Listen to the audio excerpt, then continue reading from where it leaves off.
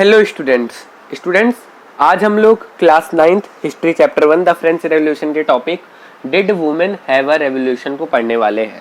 अब देखो, हमने पिछले पार्ट्स में ये सब देख लिया कि अब फ्रांस एक रिपब्लिक हो गई थी, उनके ऊपर एक डायरेक्टरी रूल कर रही थी, ठीक है। और डायरेक्टरी जैकोबिन क्लब भी आया था, लेकिन अब उनका एंड हो गया था और एक डायरेक्टरी रूल कर रही थी, जिसमें बेसिकली जो पावर थी वो जो वेल्दियर मिडिल क्लास वाला सेक्शन था उनके पास थी। अब हम यहाँ पे देखने वाले कि ये जो इतना रेवोल्यूशन हमने पढ़ा, इनमें वुमेन का क्या रोल था, ठीक है।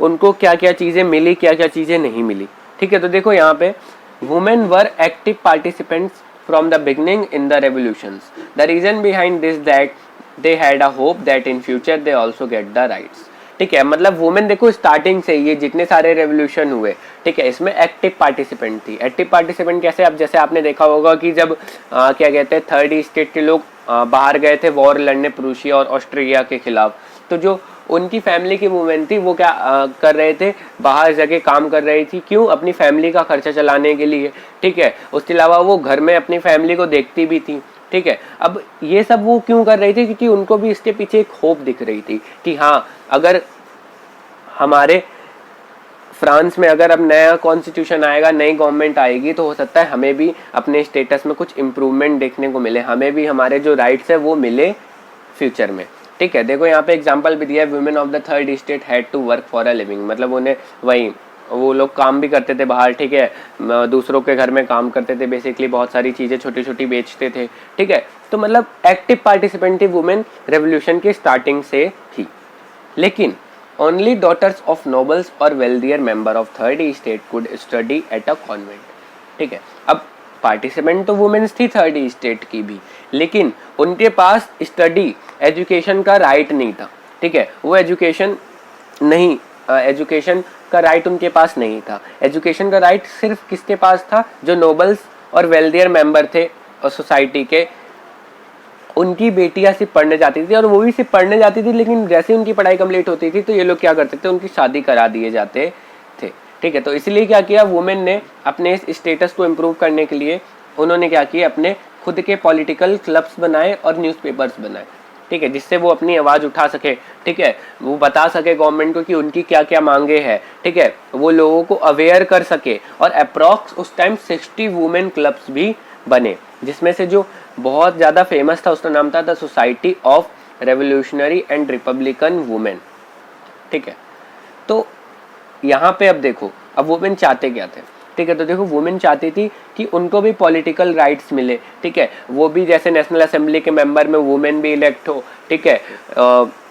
आपने देखा था कि वहाँ पे इलेक्टर्स एक करके था जिसमें 50,000 मेंबर होते थे, उनमें भी वुमेन आए। वुमेन चाहती थी कि उनको राइट टू वोट भी मिले, ठीक है। मतलब वो बेसिकली देखो, आपने देखा था कि एक ग्रुप था एक्टिव सिटीजन, एक ग्रुप था पैसिव सिटीजन। एक्टिव सिटीजन में सिर्फ मेन थे, और वो भी वो जो बेसिकली आप बोल सकते हो अर्न करते थे, ठीक है। और पैसिव सिटीजन में मेन वुमेन चिल्ड्रन सब थे, लेकिन वुमेन चाहती थी कि हमें भी एक्टिव सिटीजन में लिया जाए, ठीक है। तो ये सब उनकी कुछ डिमांड थी, और इसलिए अब उन्होंने अलग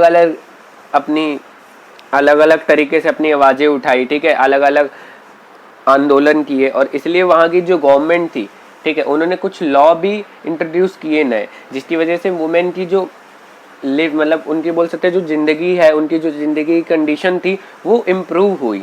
जैसे कि schooling was made compulsory for all girls. अब क्या कर दिया गया था कि जो स्कूलिंग मतलब एजुकेशन बेसिकली आप बोल सकते हो, वो सारे लड़कियों के लिए कंपलसरी कर दिया गया था कि हाँ, इनको भी एजुकेशन का राइट है तो है, ठीक है। उसके अलावा डाइवोर्स वॉज मेड लीगल, मतलब डाइवोर्स लीगल था कि अगर वुमेन चाहे या मैन चाहे कोई भी तो डाइवोर्स हो सकता है। उसके अलावा ये भी था कि मैरिज में भी उन्होंने एक लॉ ला दिया था कि मैरिज भी वुमेन की बिना इच्छा के नहीं की जाएगी, ठीक है। Women could now train for jobs. अब उनको वो जॉब्स के लिए ट्रेन, मतलब अपने आप को बोल सकते हो आप एजुकेशन ले सकती है, अपने आप को ट्रेंड कर सकती है, अपने आप में नए स्किल्स सीख सकती है, ठीक है। आर्टिस्ट भी अब वो बन सकती है और छोटे मोटे बिजनेस भी संभाल सकती है। तो उनको ये सब अब राइट्स मिल गए थे, ठीक है। तो उनकी कंडीशन तो पहले से इम्प्रूव हुई थी। लेकिन during the reign of terror many womens club got banned, many prominent women were arrested and also some of them executed, ठीक है। लेकिन रेन ऑफ टेरर में हमने जैसे देखा था कि जो मैक्सिमिलियन रॉब्सपायर थे उनके खिलाफ कोई भी जाता था तो वो क्या करते थे, उसको अरेस्ट करके एग्जीक्यूट करा देते थे। तो यही वुमेन के साथ हुआ, बहुत सारे वुमेन्स के क्लब क्या हो गए, बैंड हो गए, ठीक है। और बहुत सारी क्लब्स की जो वुमेन लीडर थी, ठीक है, या जो प्रोमिनेंट वुमेन थी, ठीक है, जो बहुत ज्यादा क्या कहते हैं, जिनका इन्फ्लुएंस था वुमेन के ऊपर, उनको भी क्या कर दिया गया, अरेस्ट कर दिया गया, और उनमें से कुछ लोग को एग्जीक्यूट भी मतलब मार भी दिया गया, ठीक है, सजा भी दे दी गई, ठीक है। अब लगभग after the movement for the rights through the next 200 year, finally in 1946 women in France won the right to vote. मतलब लगभग 200 साल के, आप बोल सकते हो 200 साल तक वुमेन ने आवाजें उठाई, अलग अलग मूवमेंट हुए, अलग अलग पॉलिटिकल क्लब्स फॉर्म हुए। अब लगभग 200 साल बाद क्या हुआ, फाइनली 1946 में जो फ्रांस में वुमेन थी उनको राइट टू वोट मिल ही गया, ठीक है। सोचो 200 साल बाद, बहुत होते हैं 200 साल, ठीक है। और इसी टाइम पूरे वर्ल्ड में भी एक, आप बोल सकते हो, रेवोल्यूशन चल रहा था वुमेन के द्वारा, कि हाँ पूरे वर्ल्ड में वुमेन्स अपने अलग अलग राइट्स के लिए अलग अलग तरह से फाइट कर रही थी, बेसिकली आप बोल सकते हो। उसके अलावा यहाँ पे हम देख रहे हैं एक लास्ट हमारा जो टॉपिक है इस पॉइंट का, Olympe de Gouges was one of the most important of the politically active women in revolutionary France, ठीक है। मतलब देखो ओलंपिक डी गॉजेस एक बहुत इंपॉर्टेंट, इनका भी रोल था जो वुमेन जितनी भी रेवोल्यूशन हुए, ठीक है। और ये one of the most important, मतलब जितनी भी वुमेन्स थी, प्रोमिनेंट वुमेन्स थी, उनमें से ये जो बहुत ज़्यादा इंपॉर्टेंट जिन्होंने रोल प्ले किए थे उनमें से एक थी ये, ठीक है। और उसके अलावा देखा जाए अब इन्होंने किया क्या था बेसिकली, तो देखो 1791 में इन्होंने एक खुद declaration of the rights of women and citizen, मतलब एक हिसाब से आप बोल सकते हैं कॉन्स्टिट्यूशन में एक चेंज कराना चाहा, ठीक है। ये भी चाहती थी कि कॉन्स्टिट्यूशन में चेंज आए, ठीक है। जो पहले कॉन्स्टिट्यूशन आपने देखा था नेशनल असेंबली ने किया था, declaration of the rights of main and citizen, basically इसमें क्या था कि वुमेन्स को राइट नहीं मिले थे बहुत ज़्यादा, ठीक है, या मिले ही नहीं थे, ना के बराबर, ठीक है। लेकिन अब इन्होंने क्वीन को एक मतलब एक बढ़िया डॉक्यूमेंट लिखा, ठीक है, उसमें इन्होंने बताया कि क्या क्या चीज़ें ये लोग चाहते हैं, क्या क्या वुमेन को राइट मिलने चाहिए, ठीक है। नेशनल असेंबली को भी इन्होंने ये चीज़ें लिखी, ठीक है। उसमें इन्होंने ये बताया कि हाँ वुमेन को भी जैसे मेन को इक्वल वोटिंग राइट है वैसे वुमेन को भी मिलना चाहिए, ठीक है। जैसे मेन को उनके, आप बोल सकते हो, स्किल के बेसिस पे या उनकी एजुकेशन के बेसिस पे जॉब्स मिलती है, वैसे वुमेन को भी मिलना चाहिए, ठीक है। मतलब अगर वुमेन में एबिलिटी है तो उनको भी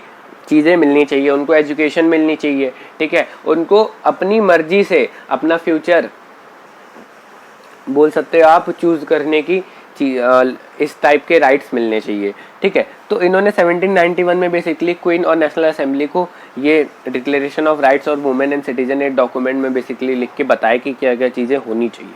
लेकिन उसी के 2 साल बाद 1793 में इन्होंने जैकोबिन गवर्नमेंट को भी क्या किया, क्रिटिसाइज किया। लेकिन बाद में क्या हुआ, इनके साथ बहुत बुरी चीज़ें हुई, ठीक है। इनको इन्हीं के ऊपर उल्टा देशद्रोही का मतलब बता दिया गया कि ये देशद्रोही, और इनको एग्जीक्यूट कर दिया गया, मतलब बेसिकली इनको मार दिया गया, ठीक है। तो हमने यहाँ पे बेसिकली देख लिया कि वुमेन का ये जो रेवोल्यूशन था इसमें क्या रोल था, ठीक है। अब नेक्स्ट टॉपिक में हम देखेंगे द एबोलिशन ऑफ स्लेवरी, ठीक है। अब बेसिकली देखो ज़्यादा से ज़्यादा 2 या 3 पार्ट में हमारा जो ये चैप्टर है वो पूरा फिनिश हो जाएगा। So thank you for watching till the end.